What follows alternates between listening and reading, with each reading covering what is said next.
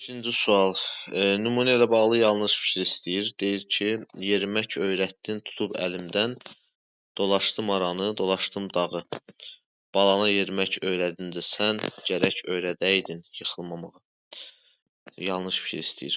A variantı nədir? Əvəzliyin bir məna növü. Baxaq, yerimək, öyrət, tut, əl, dolaş, aran, dolaş, dağ, bala, yerimək, öyrət, sən. Aha, sən əvəzliyidir. Bir dənə əvəzlik tapdım. Gərək öyrədəydin yıxılmamağı. Bəli, həqiqətən də bir dənə sən əvəzliyi var, başqa əvəzliyi yoxdur. B variantı. Yalnız qrammatik mənası olan bir söz. Yəni kömək sinif hissəsi deməkdir. Yalnız qrammatik məna kömək sinif hissəsidir. Baxın, yerimək, öyrət, tut, əl, bunlar köməkçi deyil. Dolaş, aran, dolaş, dağ, bu da köməkçi deyil. Balana yerimək öyrədincə sən, burada da köməkçi yoxdur. Gərək, aha, gərək ədaddır, arzudatı. Öyrədəydin yıxın. Bəli, həqiqətən də bir dənə cəmsi köməkçi hissəsi var. Gərək sözü ədaddır. B də düzdür. C nədir? Yönlük halda işlənmiş isim mənsup eşəyəsi. Yönlük hal A-Ə-Ya-Yədir. İsim, balana ismidir. Diqqət yetirin. Bala isimdir. Balana yönlük haldadır. Yazıb yönlük halda işlənmiş isim mənsup eşəksizlidir. Bəli, balana, sənin balana. Orada n, sənin balan. N mənsubiyyətdir. A da yönlük hal. C də düzdür. İkinci misalda işlənmiş isimlər təsirli haldadır. Dolaşdım aranı, aranı, haranı, aranı. Dağı, haranı, dağı. Bəli. Kimi, nəyi, haranı tamamlığın təsirli yan suallarıdır. Doğrudur. D variantı doğrudur. Bizdən yanlış istəyir. Təsriflənən feillər hamısı xəbər şəklindədir. Təsriflənən feillər hansılardır? Bax, dolaşdım, dolaşdım. Bir də öyrədəydin. Siz fikir verirsinizsə, öyrədəydin arzu şəklidir. Öyrət, öyrədə idin. A-ə, ya-yə arzu şəklidir.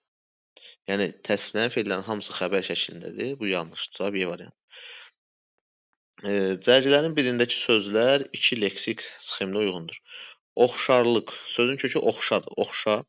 R leksikdir. Lıq leksikdir. Oxşa, oxşar. R leksikdir. Lıq da leksikdir. Bəli, bu da iki dənədir. Bərkit. Bərk sözün köküdür. Bərkimək i leksikdir. T da leksikdir. Bu da iki dənədir. Elə cavab əbəndir. B nədir? Dahiyanə. Dahiyanədə bir dənə yanə var. Bir dənə leksik var. B olmaz. C nədir? Gen, genəl, al, əl leksik. D əslində T-dır o. Genəltmək. Genəlt ikinci leksik. İr qrammatikdir. C da olmayacaq. Çünki artıq orada qrammatik var. Tanışlıq. Tanı, tanış. Aha, ış leksik, lıq da leksik. İşlətdikcə. İş sözün köküdür. Lə leksik, T leksik. Dikcə də feili bağlama qrammatik. Orada bir dənə qrammatik var. O da olmayacaq. Peşəkarcasına. Kar leksik, casına leksik. Burada iki dənə leksik var. Küsgündür. Küs, küsgün. Gün leksik, dür artıq qrammatikdir. Cavab A variantı oxşa, R leksik, lıq leksik. Bərk, i leksik, T leksik. A variantı. 37. Hansı cümlədə feili sifət tərkibi işlənir? Yəni, feili sifət tərkibi odur ki, feili sifət tapaq, özündən əvvəlkiləri qoşsun özünə. Ahəstə süzən qartal anidən şikarına tərəf şığıdı. Deməli, burada süzən feili sifəti var. Özündən qabaq ahəstə sözü var. Qoşur özünə olur nə? Ahəstə süzən. Feili sifət tərkibidir. Elə cavab A variantıdır. Hər ehtimala bütün variantlara baxmalıyıq. Ev sahibləri gələn qonaqları mehribanlıqla qarşıladı. Burada gələn feili sifəti var. Qabağında ev sahibləri var. Qoşaq ona görə bir məna verəcəkmi? Ev sahibləri gələn. Heç bir məna vermir. Yəni, bu tərkib yaratmır. Gələn tək başınadır. Ev sahibləri orada mübtədadır. Gələn də təyin, yəni tək başına. O feili sifət tərkib yaratmadı. Sadəcə feili sifət olaraq qalıb orada. Asif yazılmış məktubu qatlayıb zərfə qoydu. Təbii ki, burada yazılmış feili sifəti var. Asif sözünü özü qoşa bilməyəcək. Asif yazılmış. Belə bir tərkib olunur. Sadəcə Asif mübtədadır. Yazılmış da təyin kimi orada qalır. Tərkib yaratmadı feili sifət. D-da yaşıllaşan feili sifəti var. Yaşıllaşan ağaclar, amma yaşıllaşan sözünün qarşısında söz olmadığına görə tərkib yarada bilməyəcək. Yerdə də dostum xitabdır. Oxuyan feili sifəti dostum sözünün özünü qoşa bilməyəcək onsuz da. O da feili sifət olaraq qalacaq. Tərkib yaratmayacaq. Ahəstə süzən. Ahəstə süzən qartal. Ahəstə süzən. Ahəstə süzən feili sifət tərkibi. A variantı. 38. Vasitəsiz nitqli cümlə. Vasitəsiz nitqli cümlənin sxemi. Bizə cümlə və cümlənin sxemi bir-birinə düz gəlməlidir. Mən buradayam. Komandir. Cəld dilləndim. Bura gələ bilərsinizmi? Mən buradayam. Vasitəsiz nitq. Mən buradayam komandir. Bu vasitəsiz nitqdir. Cəld dilləndim. Müəllifdir. Bura gələ bilərsinizmi? Vasitəsiz nitqdir.